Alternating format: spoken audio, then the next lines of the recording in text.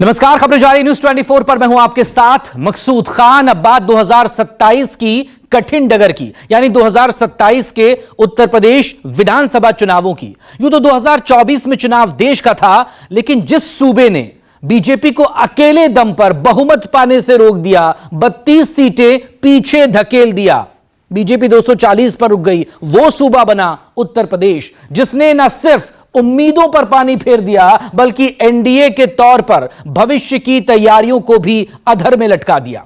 और अब हालात ऐसे हैं कि उत्तर प्रदेश बीजेपी के ही बड़े नेता और विधायक खुद अपनी ही पार्टी के खिलाफ इस तरह के बयान दे रहे हैं, जिससे बीजेपी की मुश्किलें बढ़ती नजर आ रही है।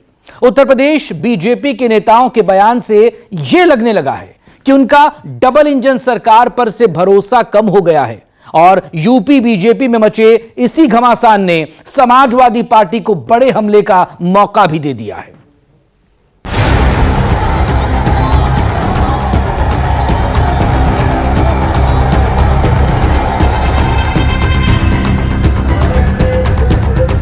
मेरे 42 वर्ष के राजनीतिक जीवन में तहसील और थाने का ऐसा भ्रष्टाचार न सोच सकते थे, न देख सकते थे, वो अकल्पनीय है। यूपी बीजेपी में बगावत 2027 से पहले आफत।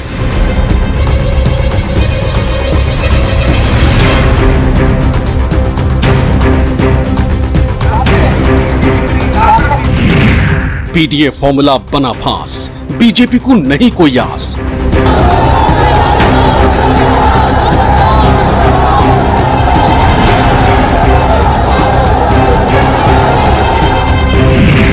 योगी के अपनों ने उठाई आवाज, ध्यान दो वरना जाएगा राज।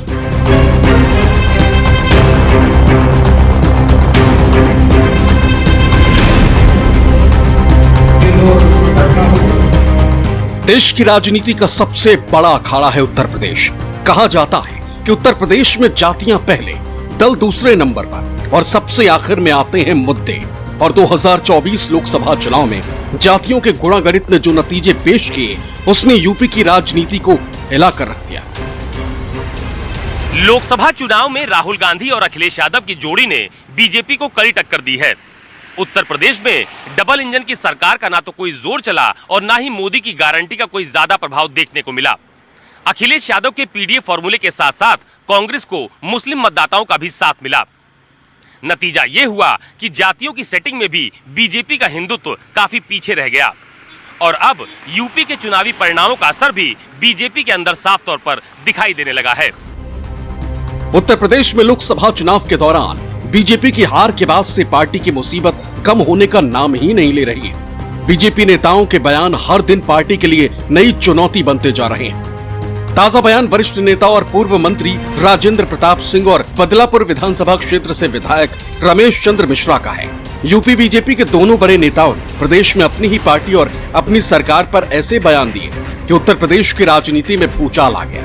बीजेपी विधायक रमेश चंद्र मिश्रा ने तो यहाँ तक कह दिया कि केंद्र सरकार को जल्द ही कुछ बड़े फैसले लेने होंगे, तभी बीजेपी की फिर से 2027 में यूपी में सरकार बन पाएगी। पीडीए के जरिए जो भ्रम फैलाया गया है, उसके कारण बीजेपी की स्थिति यूपी में खराब है। मेरे 42 वर्ष के राजनीतिक जीवन में तहसील और थाने का ऐसा भ्रष्टाचार न सोच सकते थे, न देख सकते थे, वो अकल्पनीय है।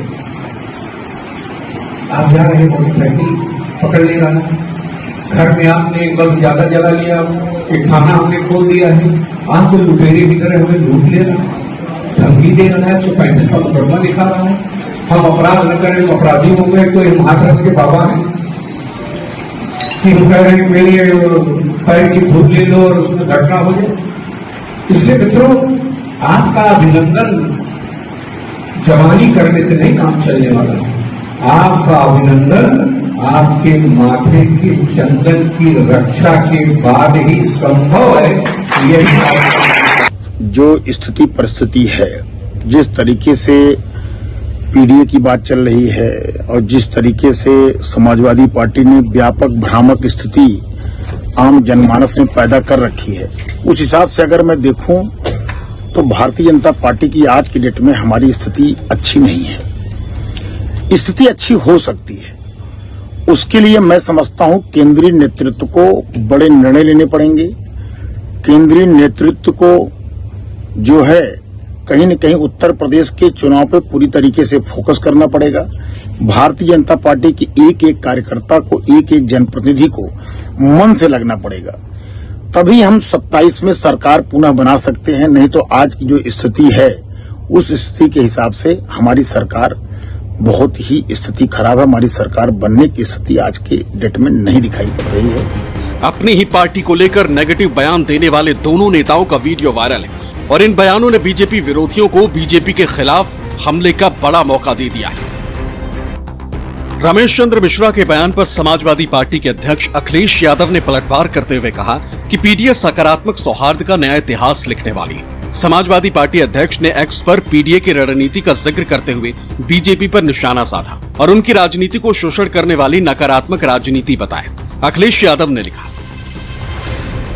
समाजवादी पार्टी की पीडीए की नीति आम जनता को उसका हक दिलवाने वाली, आम जनता का कल्याण करने वाली, शोषण उत्पीड़न से आम जनता की रक्षा करने वाली, संविधान आरक्षण को बचाने वाली, पिछड़े दलितों, अल्पसंख्यकों, आदिवासियों, आधी आबादी और अगड़ों में भी उत्पीड़ितों को प्रभुत्ववादियों के अत्याचार से बचाने वाली, किसान, मजदूर, महिला, युवा, कारोबारी, नौकरी पेशा, दुकानदारों और बाकी सबका भी ख्याल रखने वाली, समाज के हर वर्ग और तबके को जोड़ने वाली, सामुदायिक राजनीति का नया युग शुरू करने वाली, सामाजिक सौहार्द, एकता, भाईचारे को एक सूत्र में करने वाली, सकारात्मक राजनीति का नया इतिहास लिखने वाली। भाजपा आम जनता का शोषण करने वाली, समाज को तोड़ने वाली नकारात्मक राजनीति के पास पीडीए की पॉजिटिव पॉलिटिक्स का कोई जवाब नहीं। इसलिए भाजपा के अपने ही लोगों में हड़बड़ाहट, पीडीए ही भाजपा के अंदर बाहर भगदड़ का कारण बन रहा है। भाजपा के तथाकथित सहयोगी भी या तो किसी बहाने से भाजपा से बाहर आना चाहते हैं या वैचारिक दूरी दिखाना चाहते हैं। कोई चिट्ठी को माध्यम बना रहा है, कोई अपनी नाराजगी भरे बयान को, और कोई अंदरूनी जनप्रतिनिधि ऐसे किसी वीडियो को। भाजपाई खेमे की चिंता सिर्फ यूपी के 2027 के चुनाव हारने की ही नहीं है, बल्कि भविष्य का हर चुनाव हारने की है। पीडीए एक नव जागरण है। आज की जागरूक जनता में जो नई सामाजिक आर्थिक चेतना आ गई है, उसी का नाम पीडीए है। पीडीए वर्तमान के पटल पर सामाजिक अखंडता के नए भविष्य का उद्घोष है। दिल्ली की जो टीम है बीजेपी की, गुजरात लावी, वो उत्तर प्रदेश के मुख्यमंत्री योगी आदित्यनाथ पे हमलावर है। जो भी अगेंस्ट टू योगी हैं उत्तर प्रदेश की विधायक लॉबी, वो पूरी तरीके से ऐसी बातें करेंगे जिससे कि कैसे शीर्ष नेतृत्व को, योगी आदित्यनाथ को हटाने का एक बेहतर फील्ड तैयार कर ली जाए। कौन सा बड़ा फैसला आपने नहीं लिया, डबल इंजन की सरकार को अपने हिसाब से चलाया, जबरदस्त तरीके से अत्याचार किया। भ्रष्टाचार चरम पर है। जो हर, चाहे थाना हो, तहसील हो, हर जगह लोग पीड़ित हैं, आम जनता पीड़ित है।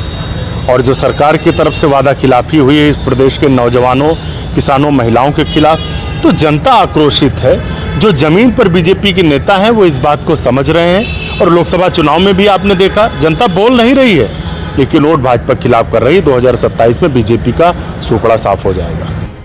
बीजेपी विधायक रमेश चंद्र मिश्रा के बयान पर हंगामा मचा तो विधायक जी ने अपने बयान से यू टर्न ले लिया। बयान पर बवाल होने के बाद विधायक रमेश चंद्र मिश्रा ने कहा कि उनके बयान को तोड़ मरोड़ कर पेश किया गया है। बीजेपी को जीतने से कोई रोक नहीं सकता। मेरी कुछ वीडियो मीडिया में वायरल हो रही है, सोशल मीडिया पर।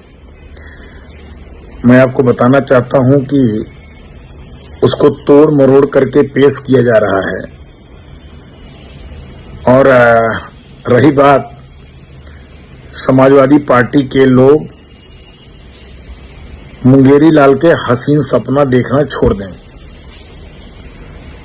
फिर से बीजेपी की सरकार आएगी, कोई रोक नहीं पाएगा। रही बात हमारी सरकार, जो देश की सरकार मोदी जी के नेतृत्व में और प्रदेश की सरकार जो योगी जी के नेतृत्व में काम कर रही है, मैं समझता हूं कि सबका साथ सबके विकास की नीति पर हम लोग काम कर रहे हैं। 2024 के लोकसभा चुनाव में यूपी की सभी 80 सीटों पर हुए नुकसान को लेकर बीजेपी लगातार मंथन में जुटी हुई है, तो वहीं दूसरी तरफ समाजवादी पार्टी और कांग्रेस अपनी ताकत को बरकरार रखते हुए अगले विधानसभा चुनाव में सत्ता बदलने की तैयारी में जुटे हुए हैं। मायावती ने भी आकाश आनंद को सब कुछ सौंपकर बड़े बदलाव के संकेत दे दिए हैं। वैसे तो उत्तर प्रदेश में विधानसभा के चुनाव साल 2027 में होने हैं, लेकिन अब चर्चा इस बात की होने लगी है कि अगर वो चुनाव आज हो जाएं, तो आखिरकार क्या होगा। लोकसभा चुनावों में बीजेपी और इंडिया गठबंधन की टक्कर ने अभी से यूपी विधानसभा के हालचाल पर चर्चा तेज कर दी है। कयास लगाए जा रहे हैं कि अगर उत्तर प्रदेश के आगामी विधानसभा चुनाव में लोकसभा चुनाव जैसे नतीजे आते हैं तो भारतीय जनता पार्टी को बहुमत मिलना मुश्किल होगा। लोकसभा चुनाव में विधानसभा सीटों के हिसाब से मिले वोट के आंकड़े चौंकाने वाले हैं। लोकसभा चुनाव में मिले वोटों को विधानसभा सीटों के लिहाज से आंका जाए तो यूपी की कुल 403 विधानसभा सीटों में से भारतीय जनता पार्टी और उसके सहयोगी पार्टियों को 176 सीटों पर जीत मिली। वहीं समाजवादी पार्टी और कांग्रेस गठबंधन 222 सीटों पर आगे रही। बहुजन समाज पार्टी खाता भी नहीं खोल पाई, लेकिन चंद्रशेखर आजाद की पार्टी आजाद समाज पार्टी कांशीराम ने 5 विधानसभा सीटों पर कब्जा किया। यूपी विधानसभा में 403 सीटें, बहुमत के लिए 202 सीटों की जरूरत है और बीजेपी फिलहाल बहुमत से 26 सीटें कम पर नजर आ रही। यानी लोकसभा चुनाव जैसी बढ़त अगर समाजवादी पार्टी और कांग्रेस गठबंधन 2027 के विधानसभा चुनाव में बरकरार रखती है तो यूपी में बीजेपी की तीसरी बार सरकार बनना मुश्किल होगा। आज की तारीख में चुनाव हो और यही परिस्थितियां रहें तो समाजवादी पार्टी के नेतृत्व वाला जो इंडिया गठबंधन उत्तर प्रदेश में है उसकी सरकार बड़े आराम से बन जाएगी। पूर्ण बहुमत की बहुत कंफर्टेबल मेजॉरिटी की सरकार बनेगी। कांग्रेस का साथ समाजवादी पार्टी के लिए कई लिहाज से फायदेमंद रहा है और इसीलिए कहा जा रहा है कि अब ये गठबंधन कम से कम 2027 के विधानसभा चुनाव तक तो जारी रहेगा ही। लोकसभा चुनाव में भाजपा उन विधानसभा सीटों पर भी बहुत पीछे छूट गई है जहां 2 साल पहले जीत दर्ज की थी। नगीना लोकसभा की 5 विधानसभा सीटों पर चंद्रशेखर आजाद की आजाद समाज पार्टी आगे रही। सबसे ज्यादा खराब स्थिति मायावती की रही। बीएसपी को एक भी विधानसभा सीट पर बढ़त नहीं मिली। यही नतीजे विधानसभा चुनाव में दोहराते हैं तो बीएसपी का एक भी विधायक सदन में नहीं पहुंच सकेगा। बीएसपी का भी एक विधायक है। बीजेपी गठबंधन के पास 287 सीटें, जबकि एसपी कांग्रेस के पास 113 सीटें और 2 सीटें जनसत्ता दल लोकतांत्रिक के पास है। जोन-वाइज विधानसभा में बढ़त के आंकड़े देखें तो एनडीए पश्चिमी यूपी को छोड़कर सभी जोन में समाजवादी पार्टी और कांग्रेस गठबंधन से पिछड़ती नजर आती। सबसे ज्यादा नुकसान पूर्वांचल में ही हुआ, वो पूर्वांचल जहां से पीएम और सीएम दोनों आते हैं। पूर्वांचल में बीजेपी के मुकाबले करीब 2 गुना ज्यादा सीटों पर एसपी कांग्रेस ने बढ़त ली। पूर्वांचल में 26 जिले शामिल हैं और 26 जिलों से विधानसभा की 135 सीट और लोकसभा के 27 सीट आती।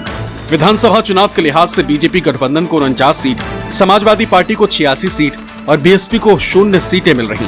सेंट्रल यूपी में आधे से ज्यादा सीटों पर समाजवादी पार्टी और कांग्रेस को बढ़त मिली।